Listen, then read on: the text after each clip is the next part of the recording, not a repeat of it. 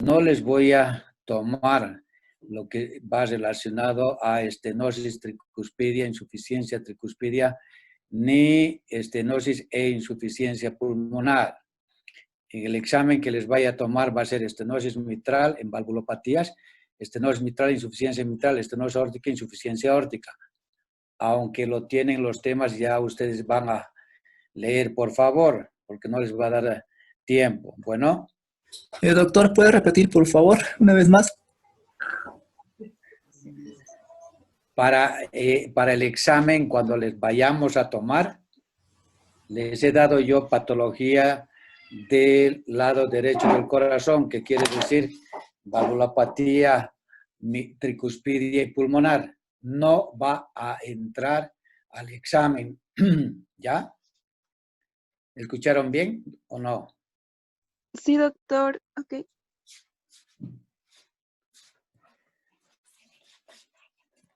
¿Se ve en la pantalla el tema que les voy a dar, perdón?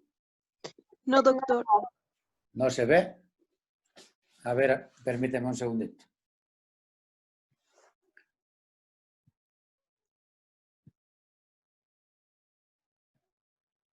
Ahora. Ahora sí, doctor. Sí, doctor. Sí. Ya. Entonces, para ganar tiempo, lo que vamos a hacer es ver todo lo relacionado a la patología de la válvula aórtica. Como bien saben ustedes, si recordando anatomía, la válvula aórtica va a tener tres valvas, derecha, izquierda y no coronariana, y tiene tres comisuras. ¿Qué es lo más importante para ustedes? Saber cuál es el área de la válvula aórtica, la cual tiene un orificio de 2 a 4 centímetros. Vean ahí la anatomía de la válvula normal con la estenosis de la válvula aórtica, el de la derecha, en la cual van a ver las calcificaciones y las fibrosis y fusión de las comisuras. Como les voy a pedir, si voy muy rápido, de favor me dicen. Bueno. Sí, doctor. Está bien, doctor. ¿Ya? Gracias. ¿Cómo pueden definir ustedes estenosis aórtica? Como bien dice, es obstrucción al flujo de salida del ventrículo izquierdo a nivel de la válvula. Más fácil. La sangre del ventrículo izquierdo, ¿hacia dónde va a ir? ¿Dónde va a expulsar? Hacia la aorta, ¿verdad? ¿Cuándo se abre la aorta? Durante la sístole. Entonces, es dificultad o vaciamiento de la sangre que va del ventrículo izquierdo hacia la aorta. La otra definición puede decir estrechamiento del orificio de la válvula aórtica, falta de apertura o aumento del gradiente de presión sistólica. Por la localización de la estenosis aórtica, ustedes pueden clasificar en estenosis valvular, la cual condiciona por encima de la válvula, el que tienen a la derecha de la imagen. La válvula es normal, pero por encima hay anillos fibrosos que van a condicionar estenosis. La segunda, la subvalvular, la válvula aórtica es normal, pero puede tener un rodete por debajo de la válvula, y la válvula es normal. Y la otra es las supravalvulares. Según su etiología, ustedes pueden clasificar la estenosis aórtica en congénitas y adquiridas. ¿Cuáles son las congénitas? Aquellas que tienen solamente dos valvas, dos bicúspides, ¿ya? Y esto va a encontrar ustedes en los niños que vayan a detectar ustedes soplo sistólico y activo. Y la adquirida, como dicen, ¿cuál es la causa más frecuente? Va a ser la secundaria fiebre reumática. Y la otra degenerativa por la edad ya por calcificaciones. A partir de los 60, 70 años, 80, ya se va a calcificar y van a encontrar ustedes el soplo de estenosis aórtica. Si ustedes encuentran un soplo sistólico en foco aórtico en una persona de 13, 14 años, ¿en qué sospecharía?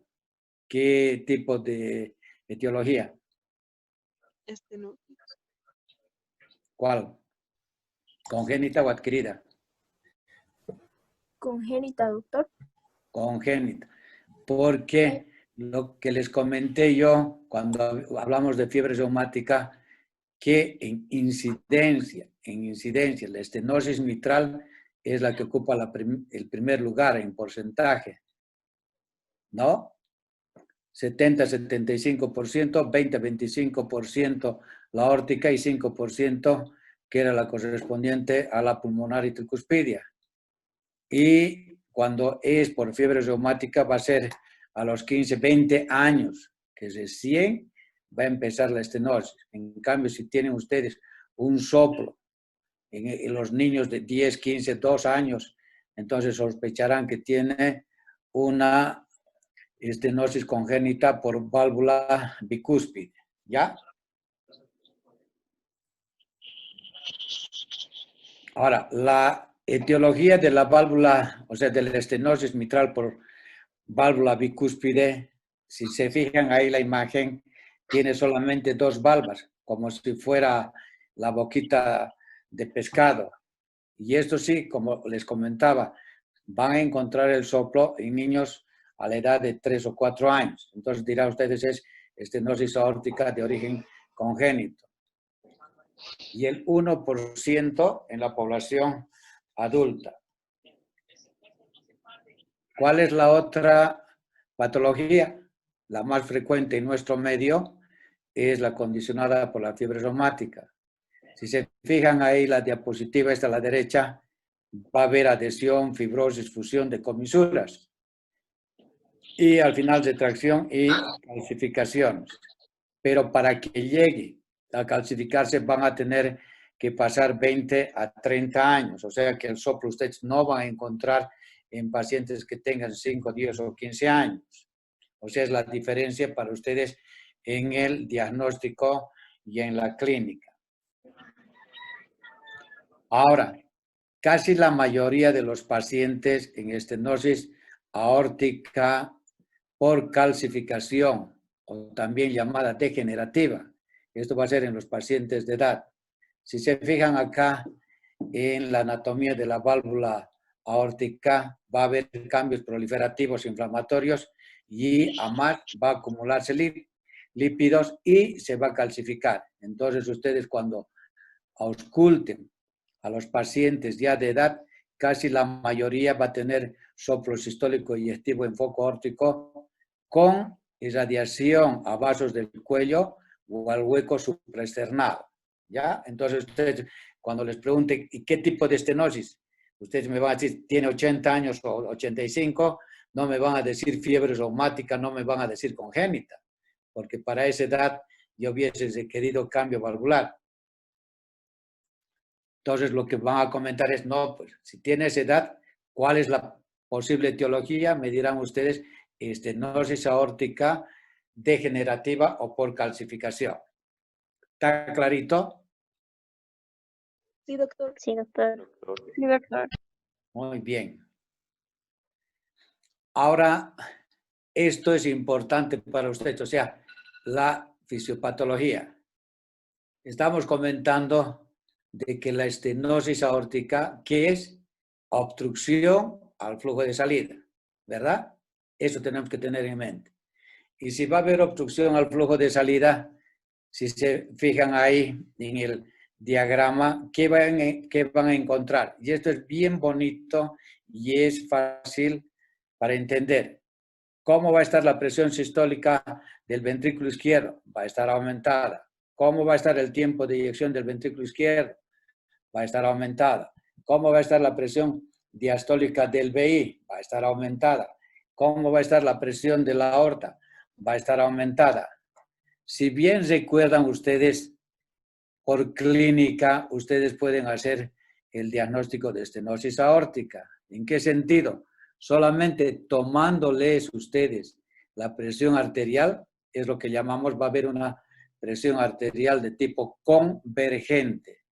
¿Qué quiere decir? Que las dos presiones, la sistólica y diastólica van a converger. Un ejemplo que esté 110/90. Normal, ¿cuál es la diferencia cuando tomamos la presión arterial? Va a ser normal 120/80. ¿Cuál es la diferencia que hay? Son 40 milímetros de mercurio, ¿verdad? En cambio, en la estenosis aórtica, cuando ustedes ya están examinando al paciente y toman la presión, van a encontrar que las presiones son convergentes. Lo que no va a ocurrir cuando veamos insuficiencia aórtica, que va a ser la presión arterial divergente. Si bien acá en el diagrama, cuando comentamos que hay aumento de la presión sistólica, ¿qué va a condicionar a nivel del corazón? Va a condicionar una hipertrofia concéntrica. La hipertrofia concéntrica, ¿qué va a condicionar? Disminución de la distensibilidad.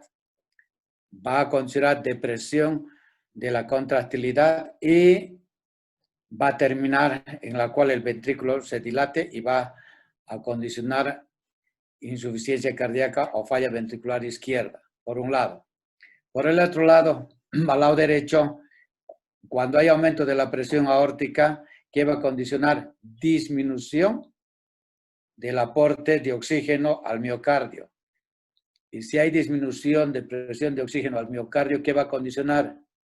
Isquemia. ¿Y qué va a condicionar la isquemia? Falla del ventrículo izquierdo. Cuando hay aumento del tiempo de eyección del VI, va a haber disminución del tiempo diastólico y va a condicionar aumento del consumo miocárdico. Y por último, cuando hay aumento de la presión diastólica del VI, va a haber disminución del aporte miocárdico y por consecuencia va a condicionar isquemia, dilatación y falla del ventrículo izquierdo. Para ustedes es muy fácil cuando les vaya a preguntar, porque son preguntas de examen, ¿cuál es la triada de la estenosis aórtica? Lo tienen acá. Angina, disnea y síncope. Y si han visto la fisiopatología, angina, ¿por qué?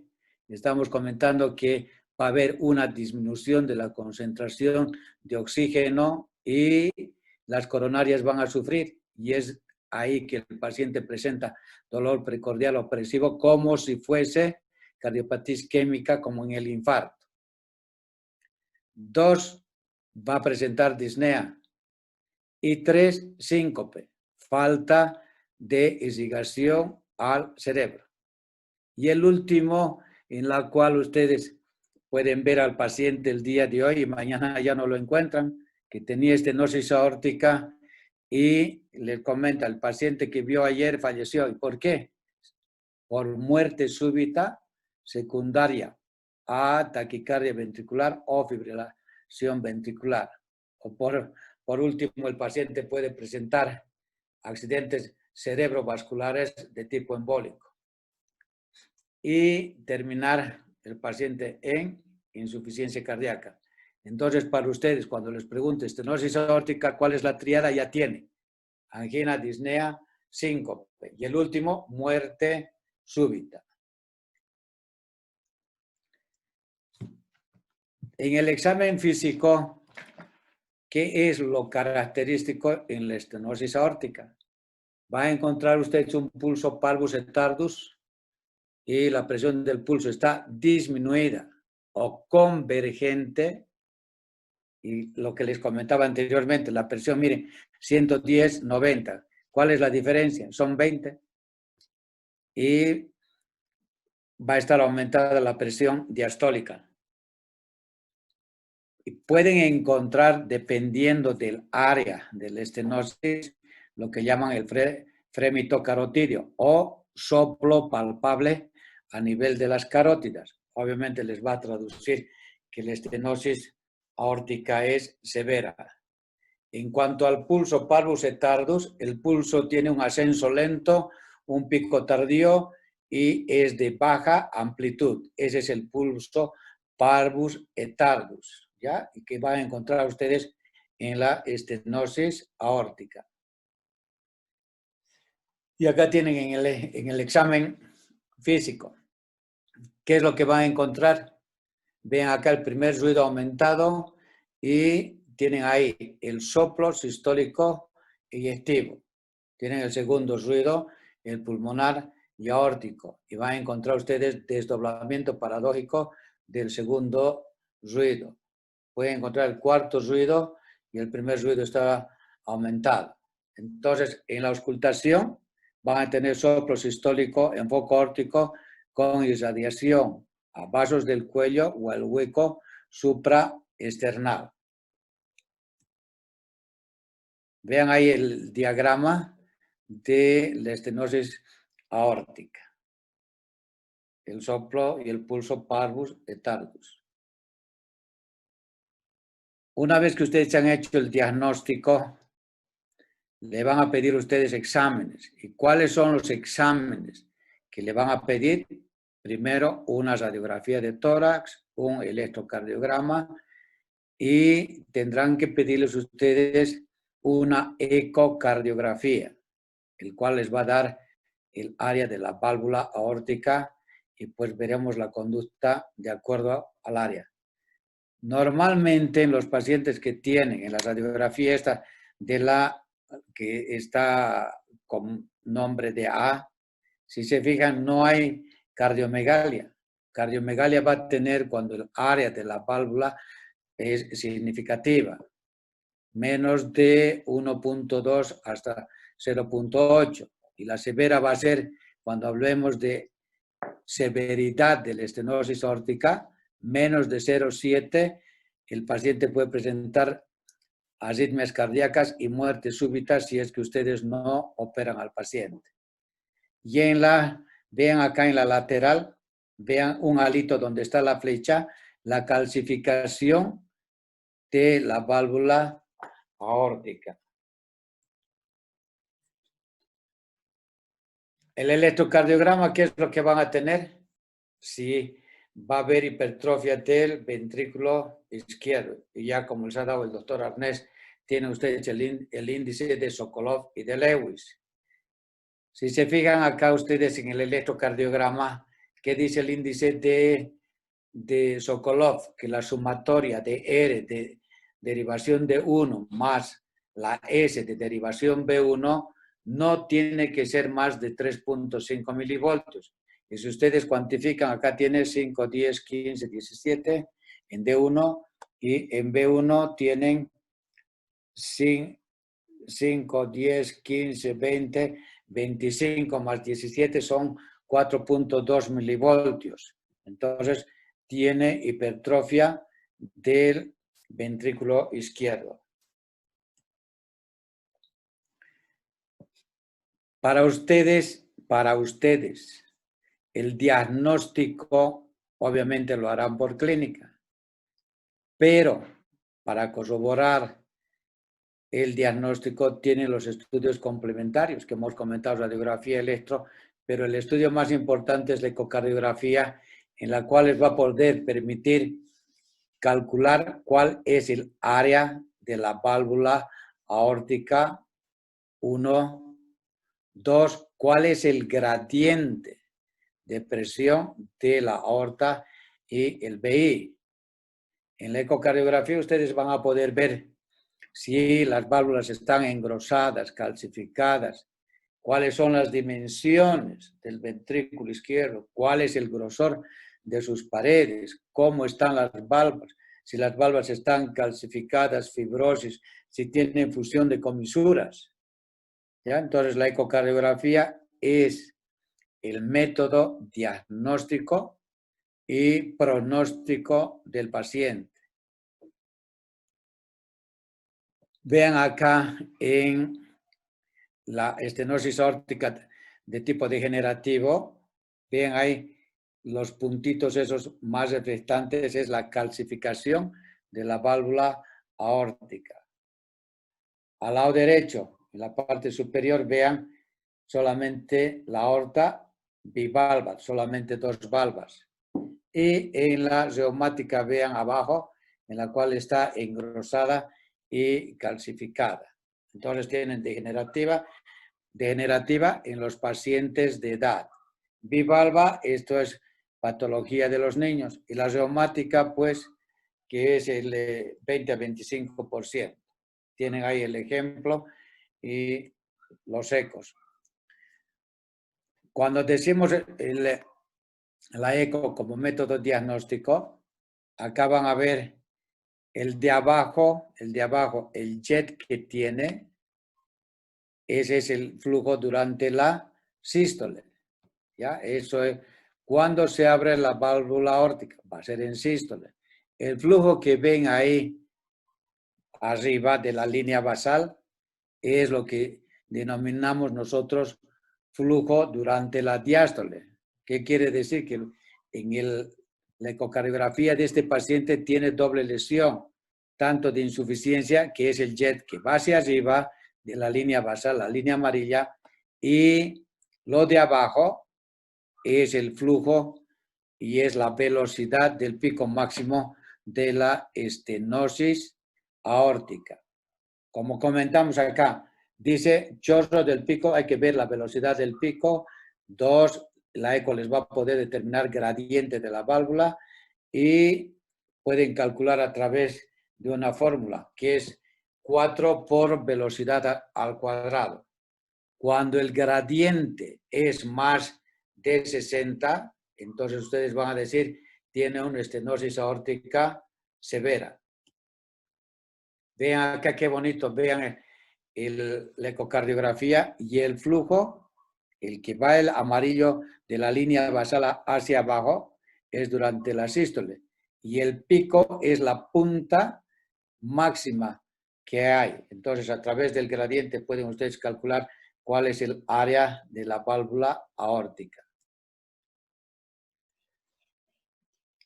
Una preguntita, ¿llegan a entender o alguna duda? ¿O se han dormido?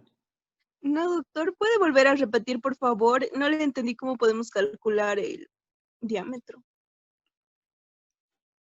¿El de acá? Sí, por Permítame. favor. El de acá.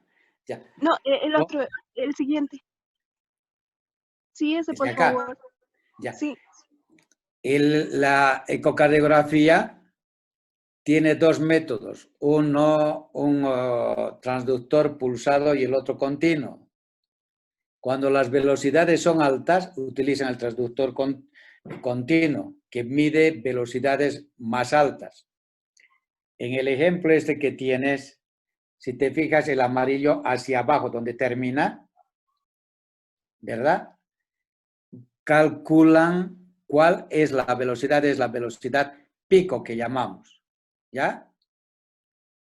Y eso multiplicas la velocidad al cuadrado por 4 y vas a tener el área de la válvula aórtica. Ahora, los equipos te dan a través ya de fórmulas incorporadas a la computadora del ecocardiógrafo, te dan el área y gradiente. O sea, no tienes nada que hacer, ustedes tienen que calcular, pero esto es para que sepan cómo sale el área y el gradiente. ¿Ya? ¿Está bien? Sí, doctor, gracias. Ahora, antes de que haya la ecocardiografía, a todos los pacientes, escuchen bien, a todos los pacientes se les hacía, antes de que haya la ecocardiografía, les hacían cateterismo cardíaco, con la cual determinaban gradientes de presiones entre el ventrículo izquierdo y la aorta. Y a través de fórmulas también podían cuantificar el área de la válvula aórtica. ¿Ya? Ahora, para ustedes, escuchen bien esto, cualquier paciente de más de 50 años con cualquier valvulopatía, ya sea mitral, aórtica, que requiera cambio valvular, escuchen bien, primero tienen que hacer el cateterismo cardíaco, uno, para ver cómo está la anatomía de las coronarias. ¿Qué tal si el paciente tiene estenosis de la coronaria derecha descendente anterior? Y pues en la cirugía ya a corazón abierto con circulación extracorpórea a más de hacer el cambio de la válvula, ya sea mitral o aórtica, van a hacer el bypass coronario. Entonces, para ustedes, siempre el paciente que tiene más de 50 años, antes de la cirugía valvular que vaya a requerir, tiene que realizarse el estudio de cateterismo cardíaco. ¿Está clarito? ¿Entienden o no? Sí, doctor. Sí, doctor. Ya, porque a veces les preguntan a ustedes, ¿tiene estenosis aórtica? Y me ha dicho el doctor que tiene que hacerme cateterismo cardíaco. Y ustedes dicen, oye, ¿y para qué le va a hacer cateterismo cardíaco si el problema es la lesión de la válvula, no son sus coronarias? Entonces ahora ya tienen bien claro el por qué se les hace el cateterismo cardíaco, para ver si hay alguna estrechez o estenosis de las coronarias y aprovechan al mismo tiempo para hacerle el bypass coronario. Bueno. Sí, doctor. Muy bien. Ahora, para ustedes esto también les voy a preguntar en el examen. O sea, los que están escuchando van a tener pues ayuda. ¿Cuán importante es ustedes poder hacer el diagnóstico y poder hacer el pronóstico del paciente de acuerdo al síntoma que vaya a presentar? Por ejemplo, si el paciente tiene angina de pecho, entonces tiene una sobrevida de 5 años. Tiene chance todavía de poder operar. Si el paciente tiene síncope, tiene una sobrevida de 2 a 3 años. Pero si el paciente comienza con datos clínicos de insuficiencia cardíaca, obviamente va a ser izquierda. Entonces, la sobrevida que va a tener el paciente va a ser de 1 a 2 años. Si ustedes, de acuerdo a la clínica y a la sintomatología que presente, no hicieron el tratamiento correspondiente, el paciente se les va a morir de acuerdo a la sintomatología que tenga. ¿Está bien? Miren cuán importante, o sea, cuando ustedes tengan el paciente, siempre pregunten, ¿tiene angina? No. ¿Tiene síncope? No. ¿Tiene insuficiencia de insuficiencia cardíaca? Les va a decir disnea de pequeños o medianos esfuerzos, sí. Entonces ustedes van a pensar, este paciente tiene una sobrevida de 1 a 2 años, entonces tiene que hacerles recambio valvular, o hay el otro procedimiento que se llama el TAVI, T-A-V chiquita I, implante valvular aórtico transpercutáneo, como el cateterismo, ¿ya? ¿Está bien? Sí, doctor. Muy bien. Doctor. Dime. Te escucho, perdón. ¿Qué dices, perdón? Hola. ¿Tienen alguna duda, perdón, en cuanto a la sintomatología y sobrevida? No, doctor. No, doctor. Ahora, esto es para ustedes, es muy importante y me alegro de que hayan, ¿cuántos hay? ¿Cuántos nos están escuchando? ¿Cuántos son? 87, doctor. 87 de 400. Ya, ahora, escuchen bien. El tratamiento del paciente que tiene estenosis aórtica, ¿qué es lo que van a hacer? Dice, obviamente, ¿cuál es la complicación de todas las valvulopatías? Que vaya a tener endocarditis infecciosa. Entonces, ¿cuál va a ser el tratamiento profiláctico que van a dar? ¿Quién me responde? ¿Cuál es el tratamiento? Porque ya les he dado en estenosis mitral, en insuficiencia mitral. ¿Qué le van a dar? Penicilina benzatínica. Penicilina benzatínica, ¿no? Perfecto. ¿Cada qué tiempo? ¿Cada qué tiempo? ¿Una vez al año? ¿Una vez al mes? ¿Una vez Una cada vez a la semana, doctor. ¿Cuánto? A la semana. Perdón, no te escuché bien. Doctor, sería una vez a la semana. ¿O cada 14 días? Cada No. 21 días, doctor. El de la penicilina benzatínica, escuchen bien, es cada 21 días. ¿Ya? Eso grábenselo bien. Y con eso van a evitar de que tengan endocarditis infecciosa. Muy bien. Ahora vean en cuanto al tratamiento, va a ser obviamente quirúrgico. Entonces, indicaciones quirúrgicas. Si el paciente va a hacerles reemplazo con válvulas biológicas o mecánicas. Vean acá en la figura de la izquierda, esa es una prótesis biológica. Y la otra son prótesis mecánicas o de bajo perfil, las que utilizan. ¿Ya? Entonces, ¿cuándo van a hacer el reemplazo? Cuando el paciente tenga síntomas, ¿no ve? Comentamos, angina, disnea o síncope. 1. 2. Cuando haya disfunción del VI, ¿qué traduce eso? Insuficiencia cardíaca. 3. Cuando hay disminución de la TA en la prueba de esfuerzo. Si hay mayor convergencia, obviamente la severidad de la estenosis va a ser mayor. 3. Cuando el gradiente es más severo. Comentábamos que la estenosis aórtica, cuando el gradiente es más de 60, es severo, va a tener indicación de reemplazo valvular. Y por último, vean acá, cuando el área de la válvula aórtica es menos de 0,6, el paciente tiene que ser sometido a cambio valvular, prótesis biológica o prótesis mecánica. Ahora bien, escuchen esto. Cuando vayan a entrar, ustedes anótense ahí y les voy a preguntar en la próxima clase qué es lo del TAVI. Hay videos que pueden ver como el cateterismo cardíaco simular, en la cual ustedes van a hacer el implante de la válvula aórtica. ¿En qué tipo de pacientes? ¿En qué tipo de pacientes? Pacientes que tienen mucha comorbilidad. ¿Qué quiere decir? Pacientes de edad 70, 80, 90 años que tengan diabetes, hipertensión, falla renal, en las cuales no van a poder resistir para la cirugía bypass o corazón abierto. Entonces tienen esta nueva técnica en la cual es como si estuvieran realizando ustedes un cateterismo cardíaco.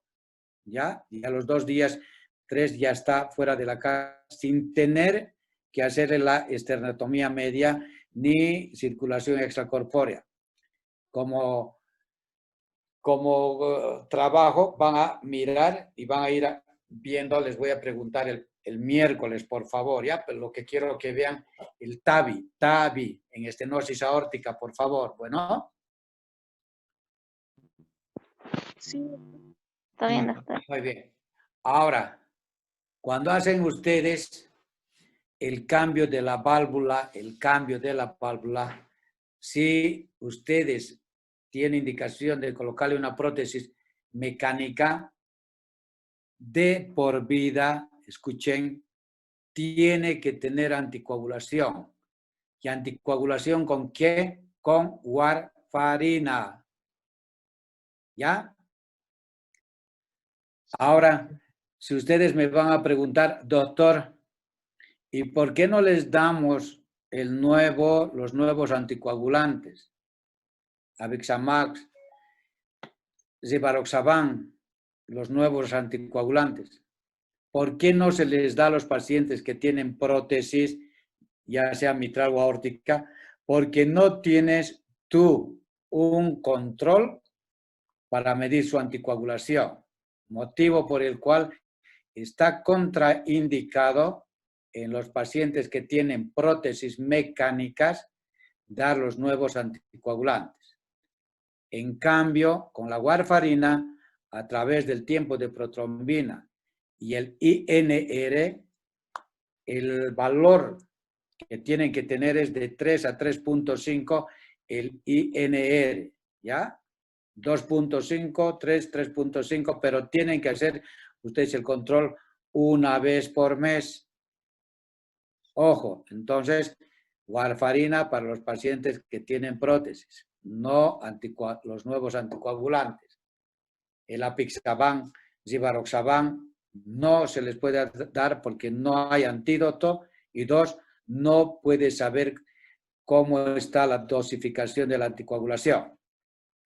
En cambio, en las prótesis biológicas, solamente, escuchen bien, es el primer mes, segundo mes que le das anticoagulación y como son biológicas, no requieren que tengan el tratamiento con los cumarínicos, o sea, no le das ya warfarina, solamente es el primer mes a segundo mes. ¿Alguna pregunta, perdón?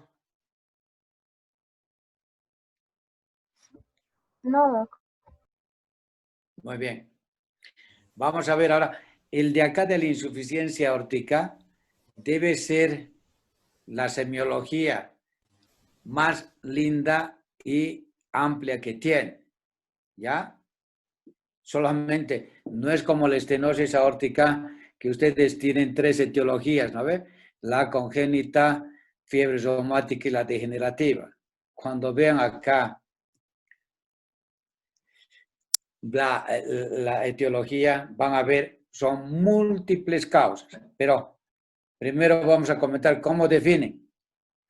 O sea, vean acá en la gráfica que tienen ahí la aorta y las flechitas que van abajo. ¿Qué quiere decir? Flujo regurgitante que va de la aorta hacia el ventrículo izquierdo durante la diástole. ¿Está bien? Flujo regurgitante de la aorta hacia el ventrículo izquierdo durante la diástole. Cuando se cierran las válvulas de la aorta durante la diástole. Por eso en la auscultación van a encontrar soplo diastólico, porque no se cerraron las cúspides de las válvulas de la aorta. Ahora, ¿por qué puede ser? Por incompetencia de la válvula, por falta del cierre o por aumento del volumen diastólico. Vean acá, miren, ¿cuánto es la etiología? Puede ser por válvula bicúspide congénita, secundaria a endocarditis, porque la bacteria o ya sea riquexas o ya sean hongos se comieron la válvula y condicionó insuficiencia de las cúspides de la válvula aórtica. Endocarditis infecciosa, ese es el caso. 2, secundario a fiebre reumática. Comentamos que el 20-25% es afectada la válvula aórtica por fiebre reumática. Tienen en hipertensión arterial sistémica, en el síndrome de Marfan, en espondilitis anquilosante, tienen en disección por trauma de la aorta, secundario a causas degenerativas, secundario a prolapsos, secundario a enfermedades como sífilis, secundarios a artritis reumatoidea y secundario a estenosis subaórtica leve.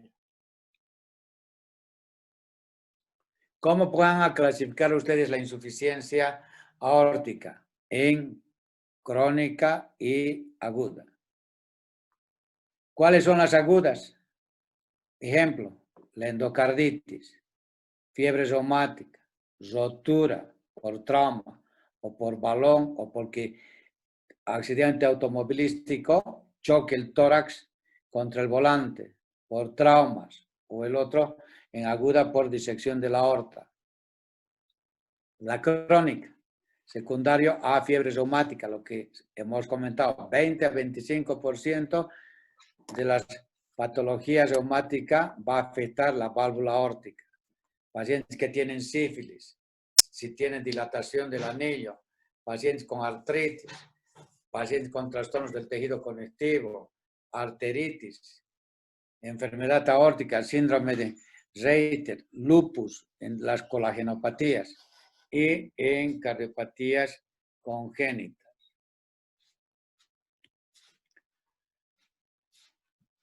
Ahora vean la fisiopatología Si hay flujo regurgitante que va de la aorta hacia el ventrículo, ¿qué va a condicionar?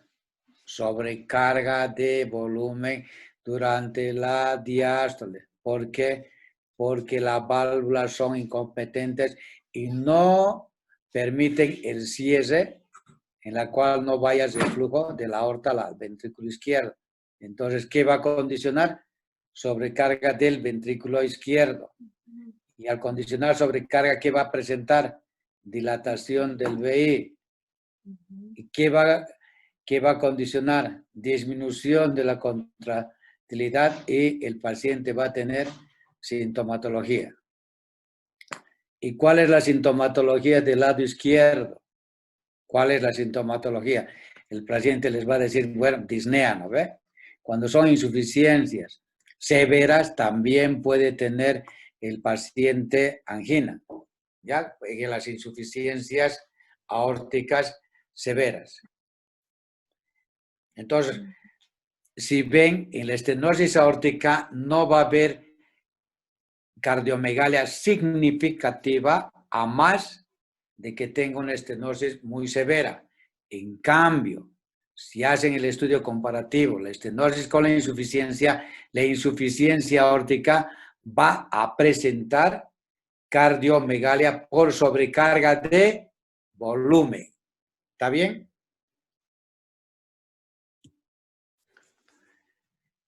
Ahora, si tienen ustedes la insuficiencia aórtica, ¿qué es lo que va a haber? Va a haber regurgitación durante la diástole. ¿Qué va a condicionar? Va a estar aumentado el volumen. Va a estar aumentado el volumen. 1. 2. Va a aumentar el volumen de la izquierda, al final del ventrículo izquierdo. Va a estar aumentado la presión sistólica. La regurgitación diastólica va a hacer que aumente el volumen del ventrículo izquierdo. Va a aumentar la masa del ventrículo izquierdo y va a condicionar disfunción del ventrículo izquierdo y por último va a tener sintomatología de falla ventricular izquierda. Entonces el paciente les va a decir tiene disnea de pequeños, medianos, grandes de reposo o puede llegar hasta el edema agudo de pulmón, por un lado.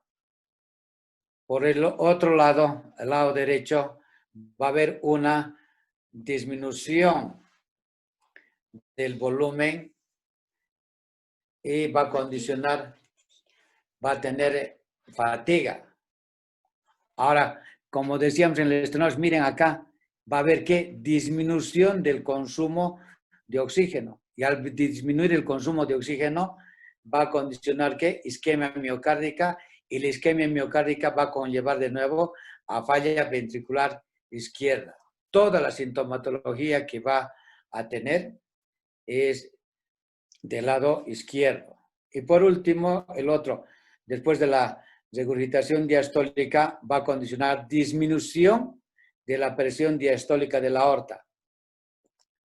Quiero que pongan énfasis, escuchen bien, en la diapositiva donde dice disminución de la presión diastólica aórtica, es lo que les comentaba.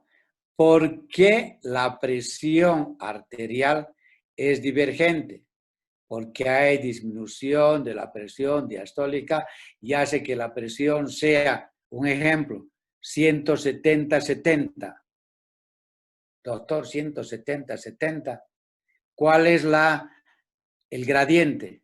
Va a ser 100 milímetros de mercurio, ¿verdad? Y ahí es de que la presión diastólica es tan baja que ustedes, al tomar la presión, pueden decir que tiene insuficiencia aórtica por disminución diastólica de la aorta. Y al tener disminución de la presión de la aorta, va a condicionar obviamente disminución del consumo de oxígeno del miocardio y al final vamos a llegar a lo mismo, isquemia miocárdica y falla ventricular izquierda. Y acá tienen las presiones, ¿ya? Crónicas. ¿Cuáles son las manifestaciones clínicas que va a tener? El paciente con insuficiencia aórtica va a permanecer asintomático durante años. Ah, doctor, ¿y ahora cómo hago la diferencia entre estenosis e insuficiencia? Vean acá lo que les comentaba, en la triada de la estenosis aórtica que había síncope, disnea y angina. Y ahora vean ustedes acá, en la insuficiencia aórtica, el dolor precordial atípico, ¿no? Como angina. Va a tener angina nocturna. ¿Qué va a tener? Comentábamos, sintomatología de falla izquierda. Y va a tener sintomatología de ortopnea y palpitaciones o sensación de golpeteo, que puede hacer arritmias. Ahora, en relación a la estenosis tiene mayor sintomatología que la insuficiencia. La insuficiencia es mejor tolerable que la estenosis, ¿ya? Vean acá lo que les decía en semiología, las manifestaciones en el examen físico, el pulso de Corrigan, Magnus, el pulso es Magnus et Zeller, presión de pulso amplia o divergente, latido de la punta desplazado, maniobra de Lyon, signo de Muset, el que ustedes pueden hacer el diagnóstico sin tener que examinar al paciente. Pueden ver signos de Traube, signos de Durocher, signos de Müller, signos de Landolfi, signos de King.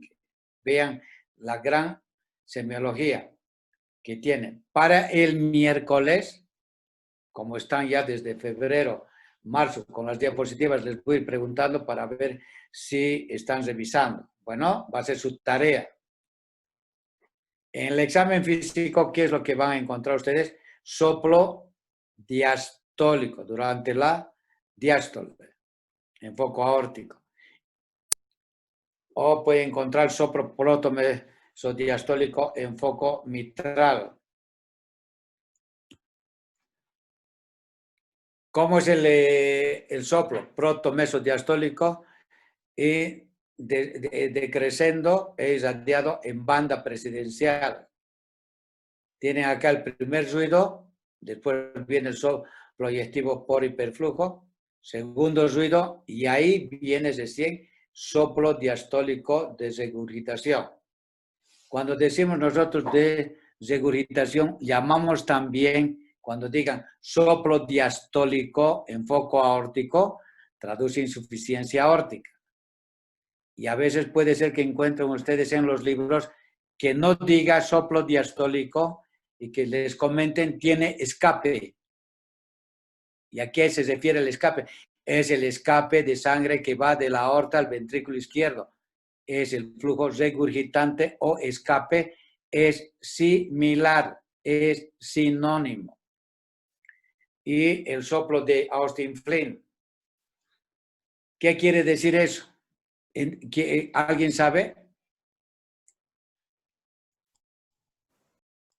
Yo, doctor. ¿Cuál es el soplo de Austin Flint? El soplo de Austin Flint es cuando hay la regurgitación regresando el ventrículo izquierdo, ocasiona que la válvula posterior de la válvula mitral se desplace y genera el soplo. Otro. ¿Quién más puede comentar? Lo que dice acá su compañero es ¿Es que un soplo de diastólico? la válvula, perdón que te corte, ahorita continúas. El compañero decía, tu compañero que era de la válvula posterior. La pregunta, ¿están de acuerdo o no?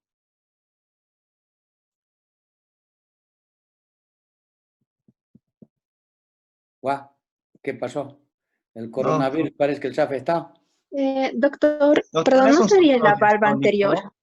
en la cual el flujo regurgitante de la aorta se va hacia la válvula mitral. Pero por eso, ¿cuál de las dos valvas? Es la valva anterior, doctor. Oh, ya. Es la valva anterior. Les voy a mostrar, permítanme un segundito. Ahorita. Acá está. Acá está. Llegan a ver el esquema este, ¿verdad? De la válvula aórtica, la presión, donde dice regurgitación aórtica crónica. ¿Ya? ¿Se ubican? Sí. Ya. Donde está la flechita, la flecha, por encima está la válvula aórtica, ¿verdad? Ahí está la flecha. La que tiene continuidad con la válvula aórtica, la que tiene la flechita al ladito, esa es la valva anterior de la mitral. ¿Ya? ¿Y qué quiere decir?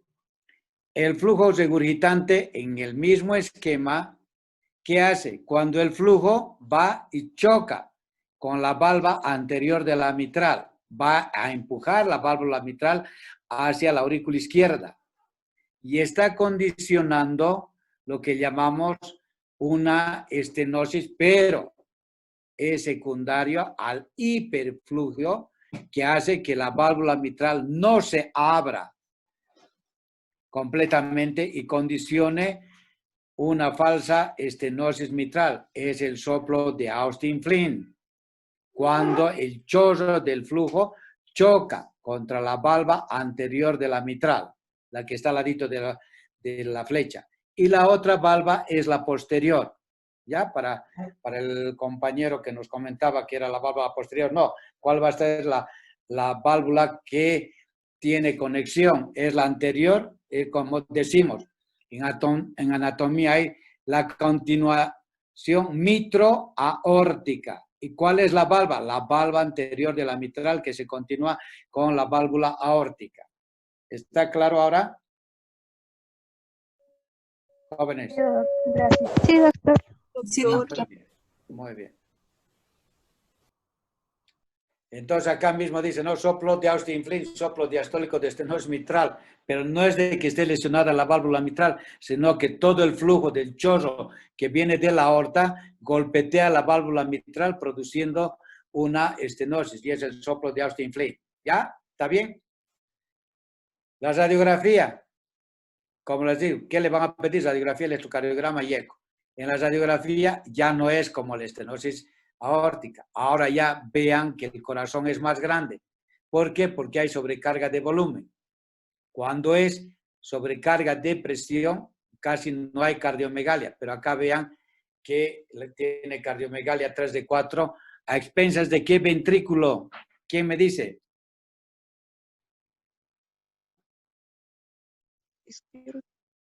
¿Qué? No les voy a comer hoy, ni les voy a... A expensas de que acá tiene cardiomegalia, ¿no ve? Muy bien. Pero a expensas de qué ventrículo. Izquierdo. Del izquierdo. ¿Qué? Izquierdo. Claro. A ver, la pregunta es así de fácil. De la aorta, el flujo regurgitante, ¿dónde va? Ventrículo izquierdo. Entonces, la cardiomegalia va a ser secundario a dilatación del ventrículo izquierdo. ¿Ya? Muy bien. Y si se fijaban en la estenosis aórtica, casi la silueta cardíaca era normal. Y en el electrocardiograma van a tener igualito el índice de Lewis y de Sokolov, van a tener hipertrofia del ventrículo izquierdo. ¿Cuál es el método diagnóstico de nuevo para cuantificar si es insuficiencia aórtica leve, moderada o severa? Van a tener el eco. ¿Qué información les va a dar? Vean acá en el eco el mosaico que tienen a colores, el mosaico que ven a colores. Ese es el flujo regurgitante. ¿Ya? Ese es el flujo.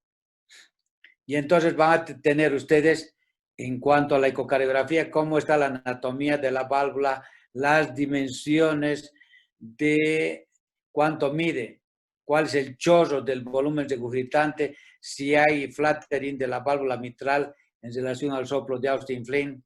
Y lo que les interesa saber también, mire, el diámetro telediastólico, escuchen bien, cuando les pregunten el examen en cuanto a la ecocardiografía, el DTD es diámetro telediastólico mayor de 55 milímetros, implica, escuchen bien, mayor riesgo de insuficiencia cardíaca. Se les voy a colocar el diámetro telediastólico del BI es menos de 50, implica mayor riesgo de insuficiencia cardíaca. ¿Falso o verdadero? Falso. Ah, caray, está bien, muy bien. Vean acá ahora, miren en el otro ecodoppler, qué bonito está, qué clarito. Vean el flujo regurgitante casi va hasta la mitad de la cavidad del ventrículo izquierdo, ¿verdad? Todo lo rojito, amarillo y azul es el flujo regurgitante. Y a la derecha, lo que les decía, tienen la línea basal hacia arriba, marca lo que es la insuficiencia aórtica. Y el que va al ladito, ese piquito así como triángulo, es el de la estenosis aórtica, que acá no tiene estenosis, pero el flujo es sistólico, diastólico, sistólico, diastólico. El de arriba, escuchen bien, es la diástole. Y abajo es la sístole. ¿Ya? ¿Está bien? Sí, doctor. Muy bien. Listo. Entonces vean acá el flujo regurgitante, el mosaico a colores. ¿Cuál es el tratamiento que le van a dar? Similar al otro, ¿no? Si tienen alguna lesión valvular, ¿qué van a hacer? Profilaxis para endocarditis infecciosa.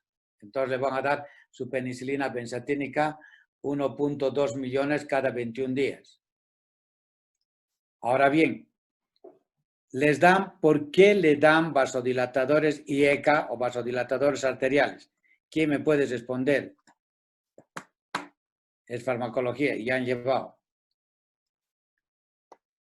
¿Saben? No. Doctor, sería para reducir la poscarga y así el trabajo, el trabajo del ventrículo izquierdo. Y también para impedir con los IECAS, el remodelamiento cardíaco.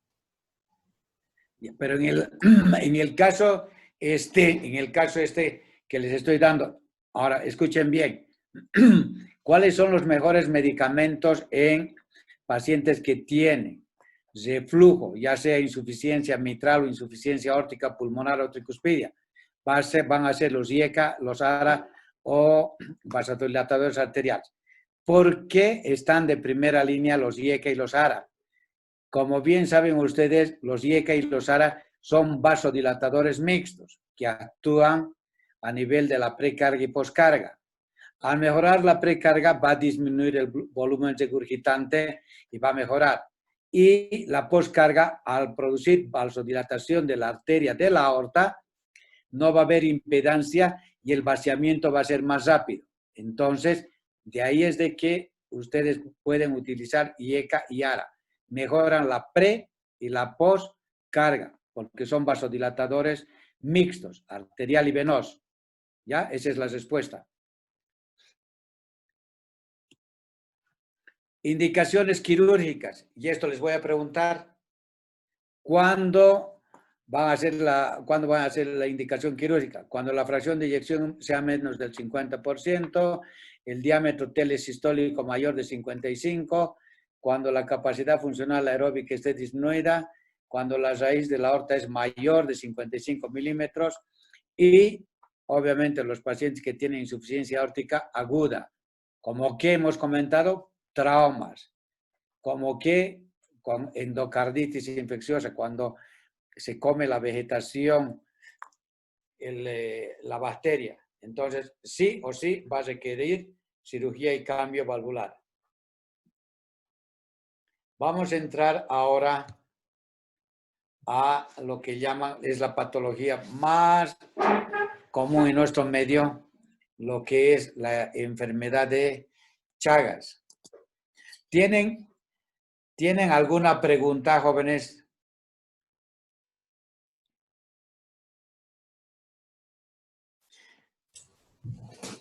¿Se han quedado dormidos? Oye.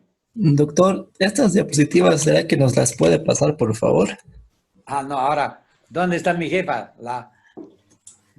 Doctor, yo ya les he mandado por el WhatsApp y también la subí a un Drive y el link también lo mandé. Ahora lo vamos a ejecutar a tu compañero. ¿Cómo te hace quedar mal, verdad? No sé quién será. Creo que este faltaba, doctor, este último tema, creo que faltaba. O no habrá llegado a mí, tal vez, no sé. Ya, Está en escúchame, todos los grupos. ya, escúchame acá, mira, tu jefa es tan honesta, me encanta, que le he dado todo desde el mes de marzo. Y ella, y estoy hablando así muy claro, y ha sido muy textual conmigo. Doctor, he mandado a los diferentes grupos, pero si a alguno le faltase o algo, te pones en contacto con ella, tienen todos los temas que va a entrar al examen. El examen se los voy a tomar de las diapositivas que las tienen ustedes, o sea, no se las he facilitado en la cual pudiera haberles dado solamente bibliografía, que busquen 2, 3 libros, card o algo, y puedan ustedes ver, pero acá ya se las he dado yo todo, lo único que tienen que hacer es solamente que estudiar. Lo que vamos a hacer con ustedes, como recién estamos iniciando, con tu jefa de curso, la cargada, podemos hacer los sábados o domingo, porque no salen a la calle ni yo ni ustedes. En la tarde podemos hacer las dudas que tengan, obviamente todos los interesados, yo creo que ahora habrá más interesados en el tema, en la cual podamos resolver todas las dudas que tengan. ¿Les parece? Perfecto, doctor. Sí. ¿Sí? Pero solamente hay 2 que escucho sus voces, los 3 que escucho hoy, no hay más. Sí, Sí, doctor. ¿Ya han dormido o están cenando o Sí, están doctor. viendo? Sí, doctor. Ah, qué bien, ahora. De acuerdo. Ya. Doctor, disculpe, tengo una pregunta. Dime. ¿Cuándo decido usar un recambio valvular biológico o mecánico? ¿Cuáles serían las condiciones o qué es lo que me inclinaría a escoger la una o la otra? Ya. Hoy en día, escúchame bien, hoy en día la indicación casi que a la mayoría de los pacientes les colocan prótesis mecánicas, ¿ya? Ahora, ¿cuándo le vamos a dar prótesis biológicas, verdad? Te voy a dar un ejemplo.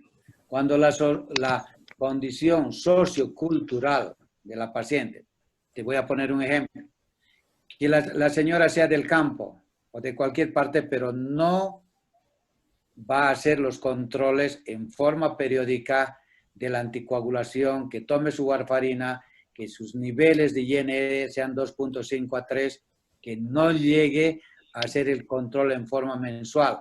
Tú, por ende, y catalogando a la paciente por el grado sociocultural, no le vas a colocar tú una válvula mecánica sabiendo que no va a ir a su control futuro.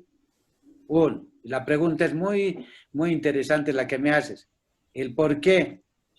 Los pacientes que toman, escúchenme bien todos, que toman warfarina son los pacientes que tienen prótesis mecánica. Ahora, anótense esto porque siempre les pregunto en el examen. Cuando les pregunte por qué, escuchen bien, y siempre se los pregunto, ¿por qué disfuncionan las prótesis mecánicas? Entonces ustedes me van a decir, por formación de trombos. ¿Qué quiere decir? Que no ha hecho un adecuado control de su PT-INR. ¿Y qué ha pasado?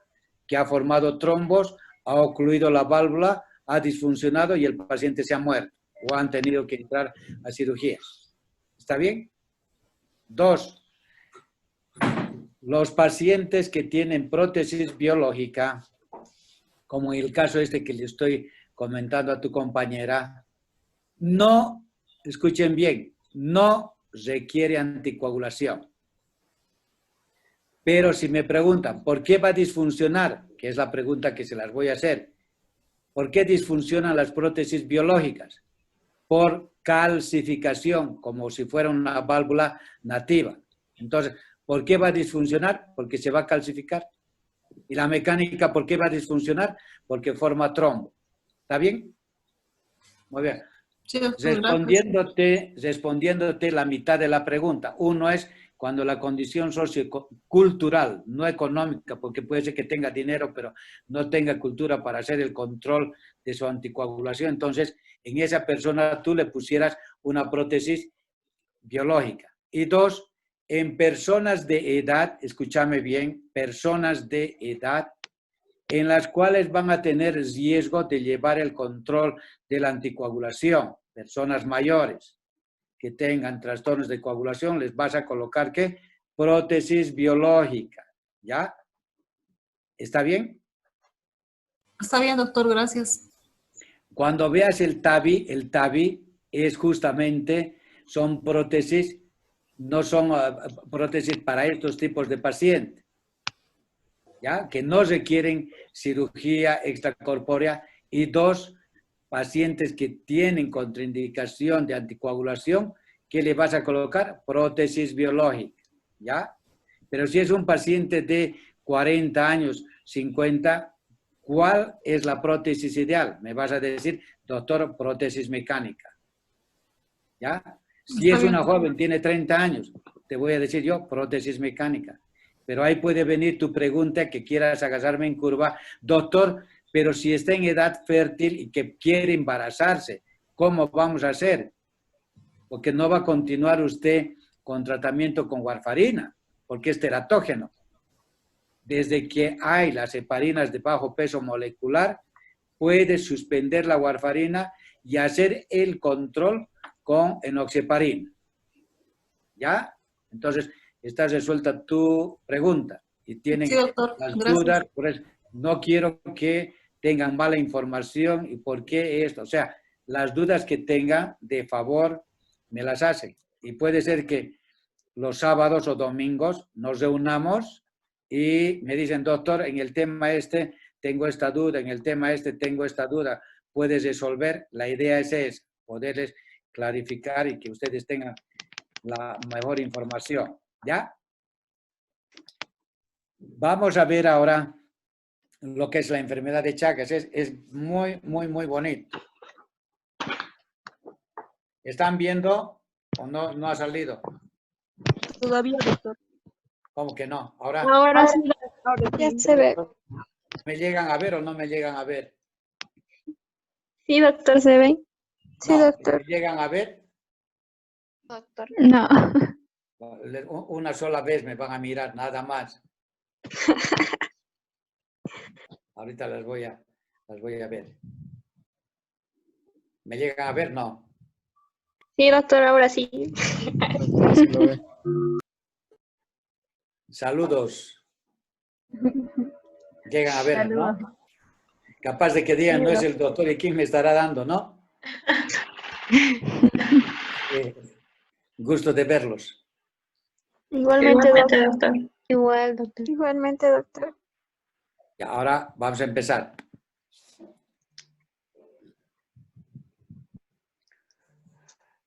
Entonces ahora, enfermedad de Chagas.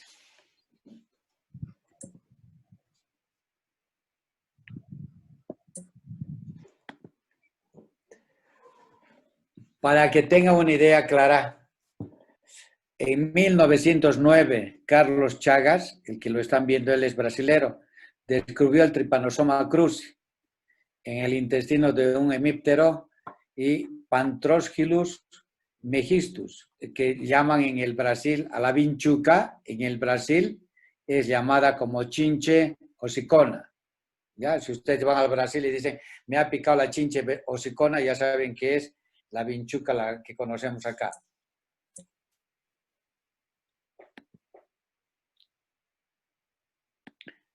¿Cuál es la etiología? ¿No ve el agente etiológico? Va a ser el Trypanosoma cruzi. ¿Cuál es el huésped? Son los mamíferos. Y va a haber una serie de subtipos de las vinchucas. El Trypanosoma americano, o sea, la enfermedad de Chagas, ¿desde dónde creen que viene hasta dónde creen que va? Desde la frontera, escuchen bien, de la frontera del río Bravo, que divide Estados Unidos de México, hasta la Patagonia, ustedes van a encontrar la enfermedad de Chagas. ¿Ya? Es una zoonosis producida por Trypanosoma cruzi y que es transmitida por el hemíptero, que es hematófago de las clases Reduvidae. Miren ahí las distintas vinchucas. Vean, que es la que condiciona la pandemia de la enfermedad de Chagas también, ¿no? Porque afecta casi todo Sudamérica, Centroamérica y hasta México. Muy bien. En el hombre, la infección puede ser de tipo congénita o puede ser adquirida y va a afectar a varios órganos y sistemas. Existen dos cepas, la que afecta al corazón y al tubo digestivo, ¿ya? Son las cardiotropas y viscerotropas, las dos cepas. Casi generalmente cuando te afecta el corazón, ustedes se ven en gastro, van a ver esto de megacolon chagásico, ¿verdad? O los vólvulos odólico megacolon secundario a Chagas, o van a ver megaesófagos, megauréteres, y es condicionado por las dos cepas. O bien les afecta el corazón o bien les afecta el intestino. Vean la epidemiología. Desde, como actualmente es una parasitosis que inclusive, vean acá la figurita, el de arriba donde está el mapa geográfico, y vean ahí la alta incidencia de pacientes que tienen enfermedad de Chagas. Se estima, dice, que el 40% de las personas están infectadas y el área endémica de Chagas abarca el 60% del territorio nacional en Bolivia. Y acá tienen todo el ciclo vital. ¿Cuál es? Eso ya han llevado ustedes en parasitología, el ciclo del parásito. Lo que les va a importar acá es cuáles son las vías de transmisión. Uno, si se están fijando ahí en la figura de la derecha, va a ser a través de ¿qué? De la picadura. Dos, ¿a través de qué? Transfusiones de sangre. Tres, Chagas congénito, a través de la placenta, a través de las transfusiones, a través de los trasplantes de órganos o los pacientes, los técnicos bioquímicos que utilizan y por error y equivocación se picaron con la aguja y se contaminaron con enfermedad de Chagas. ¿Cuál es la evolución? Es importante. La enfermedad de Chagas tiene una fase aguda y una fase crónica. Ahora escuchen bien, ustedes, claro, puede ser que ustedes ya no. Antes nosotros conocíamos como una fase latente. Hoy en día la fase latente se llama fase crónica sin manifestaciones clínicas. ¿Está clarito? Fase aguda, la evolución. Fase crónica. Y la fase crónica sin sintomatología. No quiero escucharles a ustedes la fase esa latente, indeterminada que dicen ustedes. Crónica, pero sin sintomatología. En la fase aguda, ¿qué van a encontrar? Que el paciente puede estar sintomático. ¿Y qué va a tener? Si le ha picado la vinchuquita en el ojo, ¿qué va a tener? Fiebre. Va a tener el signo de romaña, signo de chagoma, una coloración violácea como la que están viendo ahí, solamente en un párpado. y pueden ustedes histológicamente, los parálisis están en las fibras cardíacas. Puede haber pequeño número de niños que puede condicionar miocarditis aguda o meningoencefalitis, las cuales pueden ser fatales. Esto se los voy a preguntar, así que van a aprender, ¿ya? O sea, bienvenidos los 80, pero no van a comentar. La fase crónica es la que es asintomática sin sintomatologías. Y la fase crónica, que la cual tiene sintomatología. Nosotros no llegamos a ver, escuchen bien, no llegamos a ver la fase aguda, porque generalmente en el campo llegan a ver los del primer nivel. Nosotros ya llegamos a ver en la fase crónica con sintomatología, ¿ya? Y ustedes ya si van a ser especialistas o algo, esta es la patología más frecuente en relación a las cardiomiopatías dilatadas. Entonces, ¿qué van a encontrar ustedes? Crecimientos de órganos, megaesófago, megacolon, megauréter. Van a tener, cuando vean al microscopio, células ganglionares a nivel de los nervios y alteración del sistema de conducción y fibrosis. Si están viendo acá en la fase crónica, dice alteración a nivel del sistema de conducción, es a nivel de conducción del corazón, y en la cual ustedes van a ver todo lo que les ha dado el doctor Arnés en cuanto a crecimiento de cavidades, dilatación de cavidades, que tengan arritmias, bradicardia sinusal, paros sinusales, extrasístoles auriculares, ventriculares, taquicardia ventricular, fibrilación auricular, flater auricular, extrasístoles y todo eso. Inclusive van a ver ustedes zona de necrosis, lo que dice acá al final, para que puedan entender. Lo de fibrosis traduce como el paciente hubiese tenido infarto, y no es que haya tenido infarto, sino lo que condicionó fue la enfermedad de Chagas, que condicionó fibrosis del tejido miocárdico similar al paciente que tiene cardiopatía isquémica. ¿Ya? ¿Está bien? La miocardiopatía, ¿por qué se va a caracterizar? Vean acá, acá tienen el sistema de conducción, ¿verdad? El de arribita, el que está en la desembocadura de la vena cava a la de la derecha. El azulito ese como imagen ovoidea es el nodo sinusal. ¿Y dónde se encuentra? En la desembocadura de la vena cava superior, en la parte posterior. Tiene los haces interauriculares, el nodo AB, la rama derecha, la rama izquierda y el fascículo anterosuperior. Entonces acá todo va a llegar a afectar, ¿ya? Todo lo que han visto en el electrocardiograma va a encontrar en Chagas. Si les pregunto a ustedes, ¿qué arritmias van a encontrar en los pacientes si les ponga fibrilación auricular, extrasístoles ventriculares, flater auricular, trigeminismos? ¿Qué van a poner? ¿Todos o ninguno? Bloqueo de rama derecha, mi bloqueo anterosuperior. ¿Qué colocarán como respuesta? ¿Todos o solamente uno o dos? Todos. Todos. Todos. Todos. Qué bien, ya tienen otro punto. ¿Ya? ¿Me están entendiendo, verdad? O sea, cuando vean Chagas, os voy a colocar zona de infarto. Pero doctor, Chagas, ¿acaso por la fibrosis? Simula.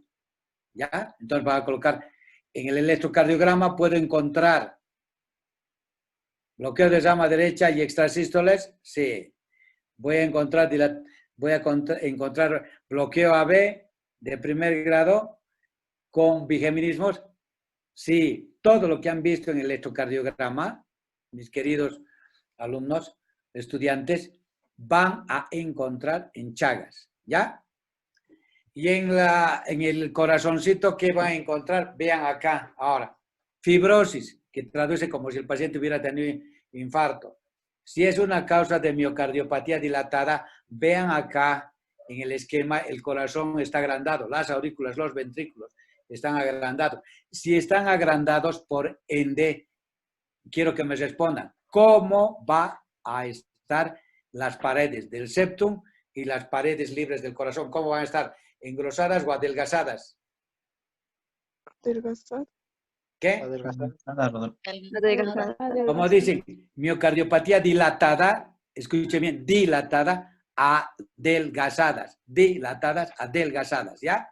Y cuando veamos miocardiopatías el miércoles hipertróficas, restrictivas, todo eso, van a estar engrosadas, ¿ya? Muy bien. Si están adelgazadas, ¿cómo va a estar? Y hay fibrosis, el corazón va a entrar en insuficiencia cardíaca. Vean acá, dice, estas fibrosis o cicatrización afecta el sistema de conducción eléctrica del corazón y lo que les he explicado, ¿no? Todo el sistema de ritmo y conducción va a estar afectado en enfermedad de Chagas. Ahora, en fisiopatogenia, la lesión del sistema especializado conduce a la formación de arritmias y trastornos de conducción. Todo lo que hay en electro, ustedes dicen Chagas. ¿Y secundario a qué?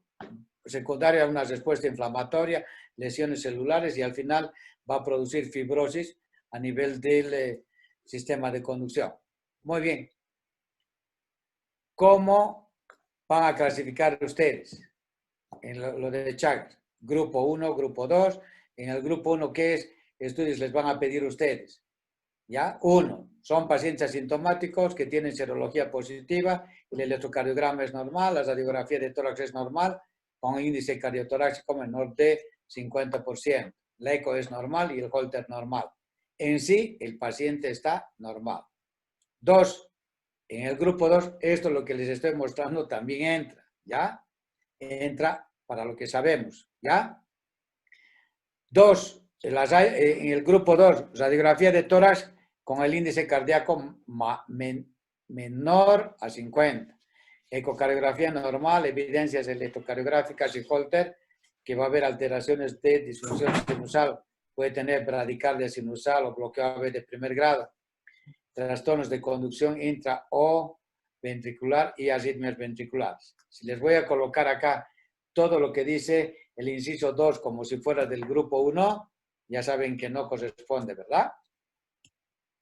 El grupo 3, ya van a encontrar, miren, cardiomegalia, el eco tiene alteraciones de la movilidad segmentaria y todavía no va a tener insuficiencia cardíaca. Y el grupo 4 ya tiene crecido, como el grupo 3, cardiomegalia, pero datos ya de insuficiencia cardíaca y por eco ya pueden visualizar ustedes aneurismas. ¿Cómo hacen el diagnóstico? A través de la clínica, del electro, radiografía y la serología. Y obviamente antecedentes epidemiológicos. ¿Qué quiere decir? Si por decir alguno de ustedes vive en los valles mesotérmicos, como ser Pasorá, Saipina, entonces son áreas endémicas, o que viven en Sucre, o que viven en Valle Grande, o que viven acá en el Valle Alto, Bajo. Entonces son áreas endémicas en las cuales van a tener mayor incidencia de Chagas. Y los pacientes que reciben múltiples transfusiones. Eso era antes de que haya banco de sangre. En cambio, ahora ya pueden hacer todos los estudios y obviamente de las enfermedades infectocontagiosas, obviamente no van a transfundirles la sangre. ¿Cómo es la clínica?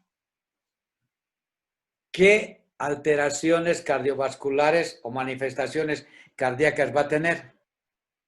El paciente se va a quejar de disnea de pequeños, medianos, grandes esfuerzos. Va a tener mareos, va a tener síncopes. La pregunta para ustedes saber, va a tener un punto aquel que me diga, ¿por qué va a tener mareos y síncopes? ¿Cuál es la respuesta? Por el debilitamiento de las paredes ventriculares. Otra. La insuficiencia cardíaca causa una disminución del gasto cardíaco y una hipoperfusión del sistema nervioso central. Otra, la más importante. Estimulación del sistema ¿Qué? La fracción de eyección está disminuida. Muy bien. Ahora, la respuesta para los tres. ¿Arritmia? La respuesta para los tres es la siguiente. ¿Ya? Lo que me han dicho es correcto. ¿Qué les he comentado del electrocardiograma? ¿Qué les he dicho? Arritmia. Claro. he dicho. Cuando tenga síncope, ¿cuál es la causa más frecuente? Bradicardias o paros sinusales. ¿No ve? Si la frecuencia tiene 20 latidos, ¿qué va a llegar al cerebro? Nada. Entonces, ¿qué va a tener? Síncope. O taquicardias, fibrilación auricular, fibrilación ventricular, que es premortem, ¿no ve? Entonces, las que les va a condicionar son relacionadas en cuanto a síncope. El 50%, escuchen bien, el 50% de los pacientes que tienen síncope es secundario a problema cardiológico. Ahora les voy a preguntar otra pregunta más fácil. Nos salimos de Chagas, ¿ya? Nos salimos de Chagas. ¿Qué otra patología, porque los 80 están escuchándome, qué otra patología les va a producir síncopes? Estenosis Rápido. aórtica. Estenosis aórtica. Tromboembolismo pulmonar. No, pero el tema que les he dado nomás.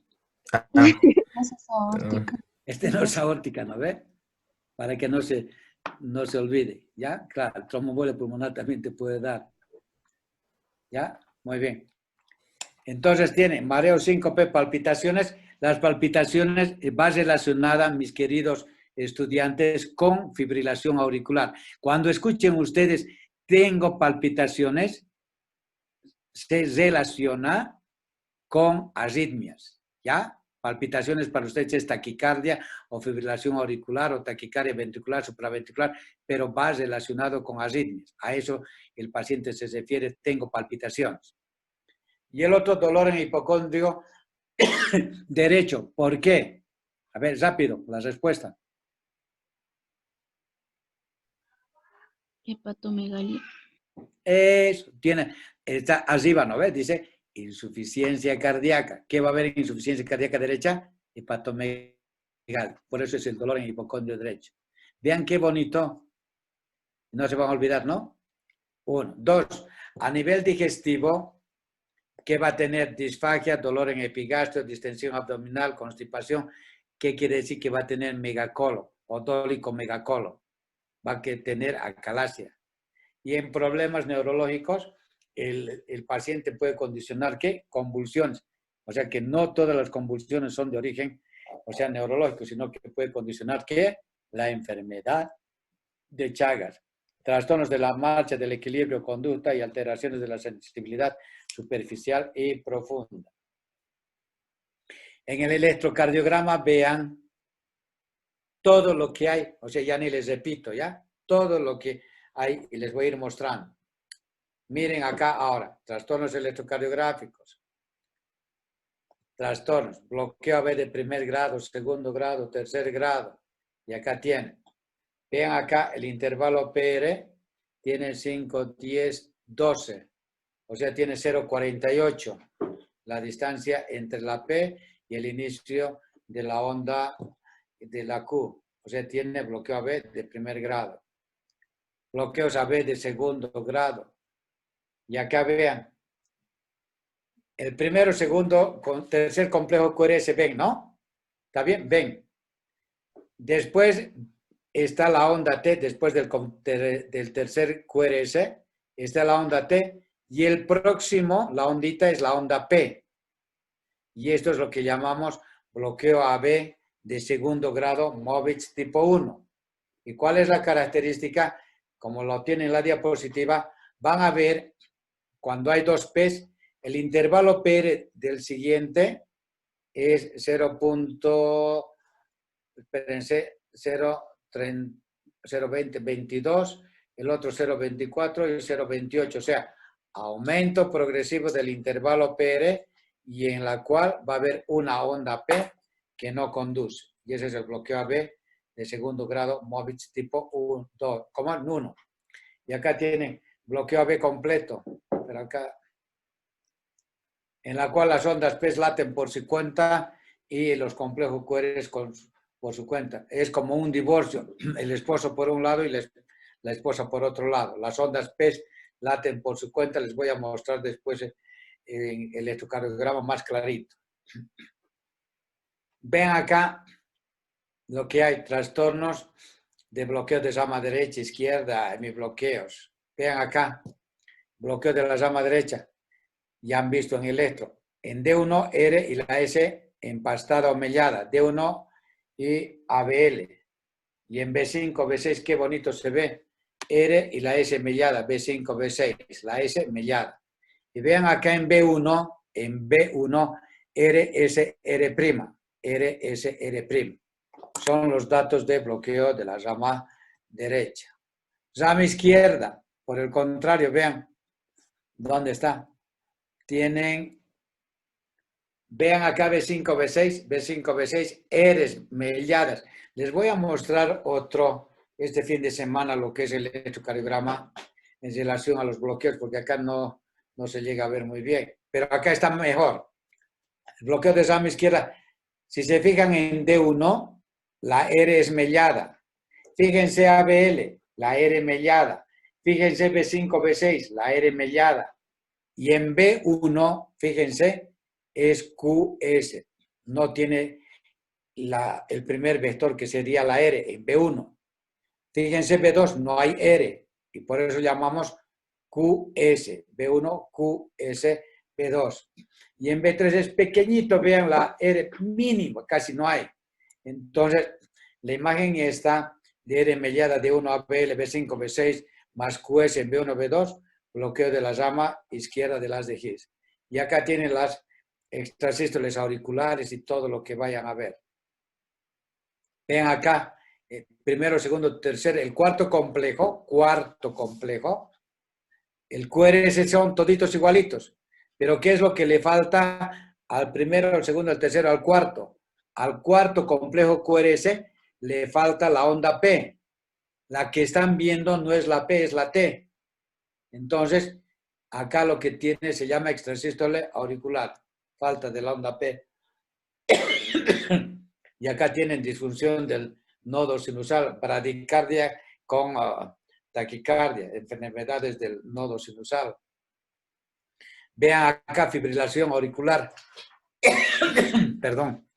Vean acá las ondas F. Vean que se ve bien bonito en B1. Vean, los RR son irregulares. Y vean las ondas F minúsculas. En B2, qué bonito se ve ahí el electrocardiograma. Los RR completamente irregulares, no hay onda P, RR irregular. Los complejos QRS son unos más chiquitos y otros más grandes. Pueden fijarse ahí en B4, el primero, segundo, el tercero, el cuarto. El quinto, vean el complejo QRS, es más pequeñito que el cuarto. Y eso se llama alternancia eléctrica. ¿Ya? Esto escuchen bien, la fibrilación auricular ocupa del 30 al 34% en relación a las arritmias que conocen ustedes. Por eso es que fibrilación auricular es la causa de las embolias. Y si me dicen ustedes, doctor, ¿por qué ocupa el 30% de las arritmias? Porque la patología es muy amplia. La fibrilación auricular puede ser producida por ¿qué? Tromboembolia pulmonar, estenosis mitral, cardiomiopatía dilatada, tromboembolia pulmonar, hipertiroidismo, Wolff-Parkinson-White, infarto de aurícula derecha, toda la patología pulmonar que conoce. O sea, hipertensión arterial. Vean cuánta patología para que el paciente tenga fibrilación auricular y por eso la incidencia de fibrilación auricular y los eventos de accidente vascular cerebral es tan grande. Y acá, incluyendo acá lo que estamos viendo, la enfermedad de Chagas puede condicionar accidente vascular cerebral. El aleteo auricular, vean, en relación al anterior, vean acá las ondas, estas en sierra, como de serrucho.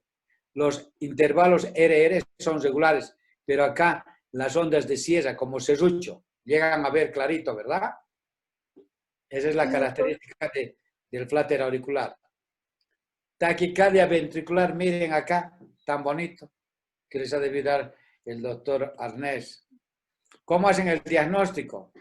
El diagnóstico de Chagas van a ser a través del método directo, a través de la gota gruesa, o método indirecto, siendo diagnóstico o hemocultivo, o el PCR, en la fase aguda.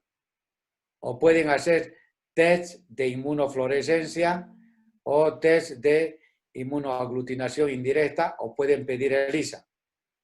Los dos, el TIF y el HAI, les puede dar falsos positivos. ELISA no les da.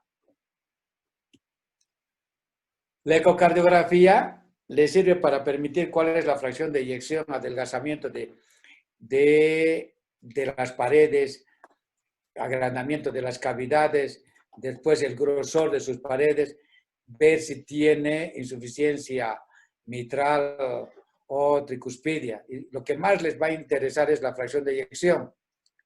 ¿Ya? Si tienen fracción de eyección normal es 55-75, pero si tiene 30% ese corazón, como decimos, no tiene fibra miocárdica y el pronóstico es malo. Entonces, la ecocardiografía le sirve para detectar lesiones miocárdicas subclínicas. 1. 2. Diagnóstico de alteraciones de la movilidad. 3. Visualizar si hay aneurismas apicales. Normalmente, en Chagas, escuchen bien, el aneurisma está en la punta. Si les pregunto en el examen, aneurisma en la pared lateral, ustedes me van a decir falso. Es aneurisma en la parte apical.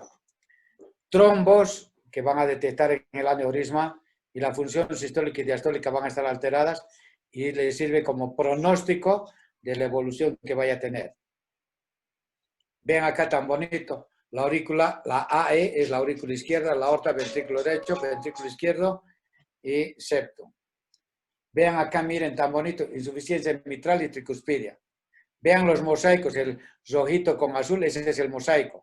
Y del lado, el otro lado, es el lado izquierdo, vean acá la insuficiencia mitral y el otro insuficiencia tricuspidia. ¿Ya? El mosaico es el color entre el azul y rojo, no es el rojo. Del otro lado de la válvula tricuspidia es la insuficiencia tricuspidia y del otro es la insuficiencia mitral. Vean qué bonito acá en el eje parasternal, eje largo, miren, el mosaiquito y la insuficiencia mitral. El ventrículo izquierdo es LV y vean el mosaico que va a la aurícula izquierda. Ese puntilladito de colores azules, amarillitos es el mosaico y eso traduce la insuficiencia mitral. 2. Vean cuán delgada está la pared del septum, adelgazadas. O sea, cardiomiopatía dilatada, ¿por qué se caracteriza? Porque las paredes están adelgazadas y los diámetros de las cavidades están dilatadas. ¿Qué es lo que tiene el paciente este? Va a ganarse un punto, rápido. ¿Qué ven ahí en el ventrículo izquierdo? Jóvenes. Un trombo, doctor. Parece. Trombo, correcto. Tienes 2 puntos ahora. Vean qué bonito, miren, ¿qué estamos comentando? Que en Chagas, por zonas de disinesia, van a formar, ¿qué? Trombos. Ahora, para que tengan idea, ¿por qué hacen accidente vascular los pacientes chagásicos? Porque forman trombos y estos trombos van a migrar y se llama ¿qué? Tromboembolia cuando migran. El trombo está ahí y cuando migra se llama émbolo. Por eso se llama tromboembolia pulmonar si es del lado derecho o accidente vascular embólico cuando va del lado izquierdo. ¿Está clarito? ¿Está bien? Sí, doctor. Sí, doctor. Ahora, vean acá, miren, esto no van a ver. Tienen la aurícula izquierda y vean dónde está la flechita, la horizontal. ¿Qué es eso? ¿Quién me puede decir? ¿Qué es, para empezar? Un trombo Eso mural. es la aurícula izquierda. Y lo que están viendo con la flechita es un trombo que está localizado en la aurícula izquierda, ¿ya? Pacientes que tienen fibrilación auricular, ¿dónde van a formar el trombo? En las orejuelas. Y si migran de las orejuelas, doctor, ahora ya sé por qué el paciente con fibrilación auricular es candidato para hacer ACVs embólicos o tromboembolia pulmonar. Y esto, mira, tan clarito y tan bonito para que tengan idea. Ahora ya entiendo por qué estos pacientes hacen ACV de tipo embólico, ¿ya? De acá, ¿dónde se va a ir el émbolo? Al ventrículo izquierdo, del ventrículo izquierdo hacia la aorta y hacia los vasos del cerebro. ¿Qué estudios le van a pedir? Radiografía, ¿no? ¿Qué van a ver? Si tiene cardiomegalia, verle la circulación pulmonar y presencia de desmanes pericárdiacos. Y acá vean, acá van a catalogar ustedes si tienen cardiomegalia o no tienen. 1. Agrandamiento leve o moderado de la circulación cardíaca, casi en el mayor del 75%. Y puede tener el crecimiento biventricular en el 25%. Esto, lo que están viendo estas radiografías, es lo que llamamos cor bovis, como corazón de buey. Vean el corazón grandísimo. Y cuando vean esto van a decir chagásico en nuestro medio, ¿no? Vean este otro corazón, miren. Casi todo el tórax ocupa toda la silueta cardíaca. Entonces aquí van a decir crecimiento, cardiomegalia global, porque pues a expensas de los dos está. Acá no les pueden decir es del ventrículo izquierdo, del derecho, es biventricular. ¿Cuál es el tratamiento? No utilizamos, ya escuchen bien, el nifurtimox, porque es muy neurotóxico. El que damos nosotros es el benznidazol. ¿Y a cuánto dan ustedes? 5 a 7 miligramos kilogramo peso por día. ¿Ya? Y les dan por 2 meses. 2 meses. Ahora escuchen bien, por favor. No hay, escuchen bien, no hay tratamiento para la enfermedad de Chagas. Lo único que hacen es deparasitación.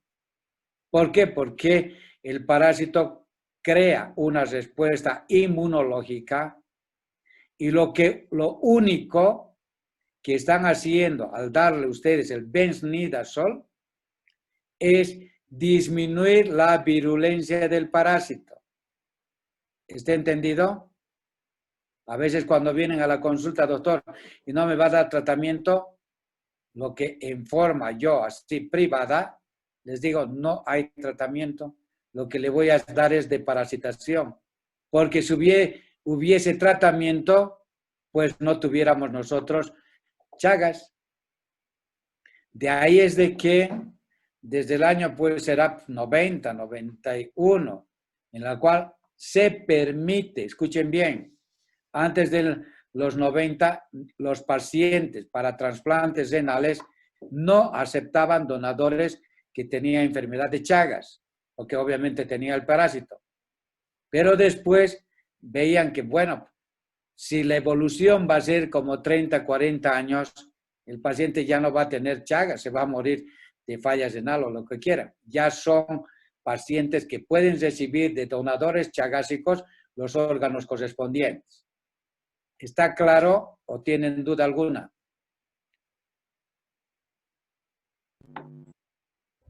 No, doc. Cuando ya no hay alternativas del tratamiento, lo único que les queda a los pacientes que es trasplante. Si tiene trastornos del sistema de conducción, ¿qué le van a colocar? Marcapaso. Ahora, para ustedes, mis queridos alumnos o estudiantes, el marcapaso no es sinónimo de que mejore la fracción de eyección, ¿ya? Porque a veces le va a colocar marcapaso y ya está curado el paciente.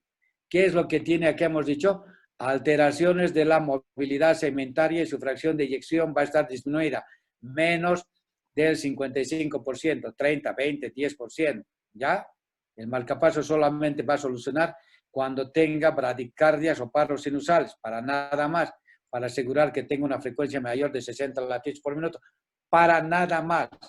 O hay cardioversor, desfibrilador, que sí, pacientes que tienen fibrilación ventricular van a ser candidatos, ¿ya? Pero en cuanto a la fracción de eyección que esté deteriorado, lo único que les va a salvar es hacerle trasplante de corazón, ¿ya? Eso es todo.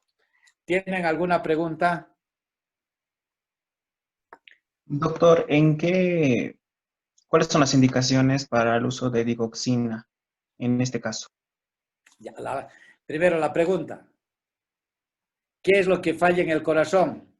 ¿Qué es lo que va a tener? El corazón va a estar dilatado, agrandado.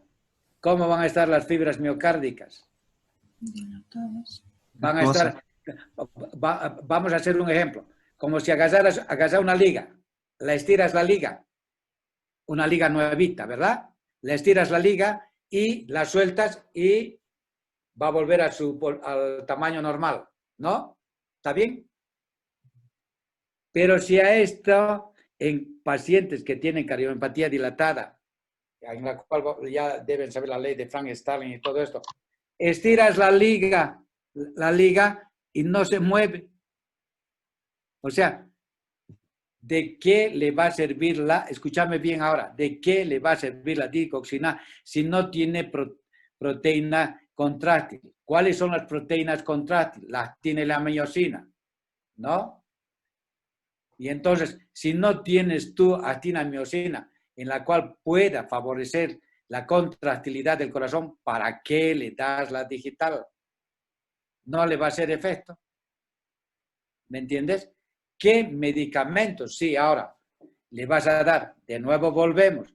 Los IECA, los ARA, si tiene trastornos de sismo, ¿cuál es el mejor antiasísmico? Le darás la amiodarona. Casi no utilizamos la digital nosotros. ¿Ya? Porque pues no tiene fibra contráctil, o sea, como decimos, no tiene tela que se contraiga. ¿Para qué le estás dando? O sea, ¿cuál es la propiedad? Ahora, ¿dónde está el compañero? ¿Qué propiedades tiene la digital? Y ahorita vamos a entrar y me vas a decir, doctor, ahora entiendo la postura. No te digo que no se les da, pero casi en los casos estos no. ¿Por qué? Porque la digital, escuchen bien las propiedades y me van a decir, ahora entiendo por qué el doctor casi no usa, no es que les estoy comentando, no se da, habrá casos en los cuales den, pero ¿cuáles son los efectos colaterales? La digoxina tiene 4 propiedades y él seguramente me pregunta, como tiene contractilidad disminuida, voy a favorecer 1, tiene inotrópico positivo, ¿qué quiere decir? Aumento de la fuerza contráctil del corazón, por eso le está dando. 2, inotrópico positivo. 2, cronotrópico negativo. ¿Qué quiere decir? Disminuye la frecuencia cardíaca. Por eso les dan insuficiencia cardíaca como antiasísmico. 3, es batmotrópico positivo. ¿Qué quiere decir? Aumenta la excitabilidad de la célula y te va a producir, escúchame bien, extrasístoles ventriculares, bigeminismos, taquicardia ventricular. Entonces vas a comenzar a pensar, doctor, ahora ya voy pensando, ¿por qué usted no les da? Y el 4, el dromotrópico negativo, que traduce disminución de la conducción del nodo sinusal al nodo AB, el cual va a condicionar ¿qué? Bloqueo AB de primer grado, bloqueo AB de segundo grado y bloqueo AB completo. Y a veces acá, por la no farmacología, por el no conocimiento de los medicamentos, los efectos colaterales, si estamos comentando que en la enfermedad de Chagas voy a encontrar todo lo que veo en el electrocardiograma y aún más, le doy más medicamentos que vayan a potenciar más la excitabilidad de la célula, vaya a condicionarme mayor arritmias, le dieras ahora tú al paciente chagásico con fracción de eyección deteriorada, ¿sí o no? No, doctor. Ahora, ¿me entiendes el por qué, verdad? Sí, doctor. Ya, ahora, la otra pregunta que se las voy a hacer. Antes, escúchenme bien, les hacían, paciente que con cardiomiopatía dilatada, fracción de eyección disminuida, les hacían como a los pacientes que les hacen con corticoides, prednisolona, sus pulsoterapias, ¿no ve? A los pacientes que tienen indicado. En lo del Chagas, antes utilizaban ustedes que les daban dopamina o dobutamina. Les daban, con la cual mejoraba circunstancialmente, pero después producía mayor fibrosis y ya no está indicado hacer los pulsoterapias con dopamina o dobutamina. ¿Por qué? Porque también produce fibrosis. Y si tú has visto en lo de Chagas, ¿qué condiciona el Chagas? Fibrosis. Lo mejora, sí, mejora unos días, pero es circunstancial. ¿Ya? Mientras no tengas tú una fibra miocárdica que tenga pues, proteínas contráctiles adecuadas y tengas buena fracción de eyección, pues el paciente de Chagas, por eso les decía, la ecocardiografía va a ser pronóstico y les va a poder decir cuál es la sobrevida y complicaciones que va a tener él. ¿Ya? ¿Tienen alguna pregunta? Doctor, Dime. Si un paciente no tiene arritmias, digamos, por el Chagas, pero sí está con un grado de discinesia del ventrículo izquierdo, tiene que ser anticoagulado y entonces... Tu pregunta es excelente. Discinesia traduce para todos los estudiantes aneurisma, para todos los estudiantes. Entonces, ¿tienes que anticoagularlo? Sí. Correcta la respuesta. ¿Por qué? Porque la discinesia es el aneurisma y lo que han visto el trombo se va a formar en el aneurisma y si está anticoagulado, obviamente por la anticoagulación no va a formar trombo. Tu pregunta es muy interesante, igual que de tus compañeros. Excelente. Y lo que quiero yo, ¿saben qué es? Que haya participación de todos. Ahora, escuchen bien, pueden equivocarse y todo, no hay problema. La idea es de que participen y pues podamos aprender. Yo de ustedes y ustedes de mí. La idea es esa, ¿ya? A veces puede ser que me pregunten y no sepa, les voy a decir, muy bien, revisaré porque pues no sabemos todo. Pero yo también puedo aprender de ustedes, ¿ya? Doctor, ¿Una pregunta? una pregunta. ¿Para evitar el remodelamiento cardíaco del Chagas es posible con algún fármaco? Lo que les damos, escúchame bien, lo que les damos para los pacientes, te he dicho, ¿no? Los medicamentos ideales va a ser los IECA, enalapril, captopril, lisinopril, lo que quieras. Los ARA, los sartán, valsartán, los que tú quieras. Porque, ¿qué van a hacer? Por eso digo, tan importante esto que les va a disminuir la precarga y la postcarga, va a mejorar. Y el otro medicamento, escúchame, que te va a mejorar, son los vasodilatadores arteriales, tipo hidralazina. Cuando les dé hipertensión arterial, me va a decir, doctor, ahora entiendo cuán importante es el tema que me ha dado. Porque con esto van a, si saben lo que les voy a dar hipertensión arterial, miren, para cuando vayan a rotar el internado y ustedes solamente aprenden lo mío, van a ser expertos, ¿ya? Entonces, puedes dar para todos estos pacientes cuál es lo ideal en el tratamiento, los IECA, los ARAS, anticoagulantes y antiarrítmicos. Y obviamente, si tiene falla cardíaca, le darás diuréticos, obviamente. Pero ese es son los medicamentos que les vas a dar. Tu pregunta muy interesante. ¿Algo más? O sea, no se vayan a olvidar, ¿no ve? Pacientes que tienen Chagas, IECA, ARA, ustedes escogen anticoagulación. Si hay arritmia, si tiene fibrilación, obviamente le van a dar. Y el otro, antiarrítmicos. Si se han fijado que tiene todas las arritmias que tiene y cuál es el mejor antiarrítmico, me van a decir, ¿cuál es el mejor antiarrítmico? Amiodarona. Miércoles ya tienen 100 ustedes, sí, amiodarona, correcto, está muy bien, me da gusto. Dime.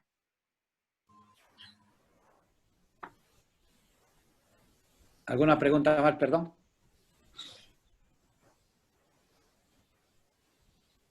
Hola. Doctor, fuera del digital, ¿qué otro medicamento inotrópico positivo es recomendable en una cardiopatía chagásica? De nuevo la vuelta, la pregunta. ¿Tiene fibras contráctiles normales y adecuadas? ¿Tiene o no tiene? No, no tiene. Entonces, si no tiene, ¿para qué le das? Esa es la respuesta. Por eso te digo, o sea, en el tratamiento, claro, insuficiencia cardíaca, ¿no ve? Y tiene Sí. fracción de eyección, digamos, 30%. Por eso les voy a hacer así bien. Tiene 30% de fracción de eyección, le vas a dar digital y sabes que con una función ventricular deteriorada, ¿cuál es el primer órgano que va a sufrir? ¿Cuál es el primer órgano? El riñón. ¿No ve? Y si tienes un débito bajo, le das digital y ya el paciente de por sí va a tener daño renal y le vas a dar digital, se elimina por el riñón, ¿qué vas a condicionar? Mayor insuficiencia renal. 1, 2, ¿son pacientes jóvenes o ya de edad? Son de edad, ¿no ve? Ya no son jóvenes, porque más o menos va a demorar como 30 años a que tenga su cardiomiopatía. Que le pique, pues, ¿me entiendes? Que tenga insuficiencia mitral aórtica y todo esto. ¿Ya? Entonces, casi no utilizamos. Ahora, de paciente a paciente que puedes dar, sí. Pero será, ¿en qué tipo de pacientes? Ahora, sí, la respuesta te la voy a dar. Si el paciente tuviera buena fracción de eyección, en la cual tenga fibra miocárdica y que pueda contraerse, que tenga buena presión, buena frecuencia cardíaca, que no tenga daño renal y demás, sí, puedes darle. ¿Me entiendes? O sea, cuidado que también ustedes digan, no, pero el doctor ha dicho no. Depende del estadio, depende de la fracción de eyección, depende de la función renal para que ustedes puedan dar. Y obviamente, dependiendo de la dosis que puedan dar ustedes, porque no le van a dar una tabletita 2 veces al día, lo van a intoxicar, van a condicionar los arritmias y se va a morir por la digital. ¿Ya? Bien, doctor. ¿Qué más?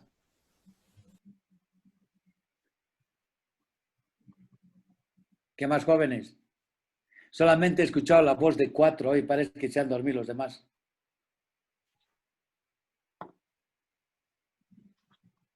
Muy bien. Para el miércoles les voy a dar hipertensión arterial y las cardiomiopatías, ¿ya? Cardiomopatía hipertrófica, dilatada y restrictiva e hipertensión arterial. Pero voy a empezar con hipertensión arterial para que ustedes puedan saber los medicamentos y lo que estamos hablando ahora y puedan ustedes aplicar después cuando vayan a hacer su práctica. Y si estudian lo que les voy a dar, miren, van a estar bien preparados. ¿Ya? ¿Alguna pregunta, jóvenes?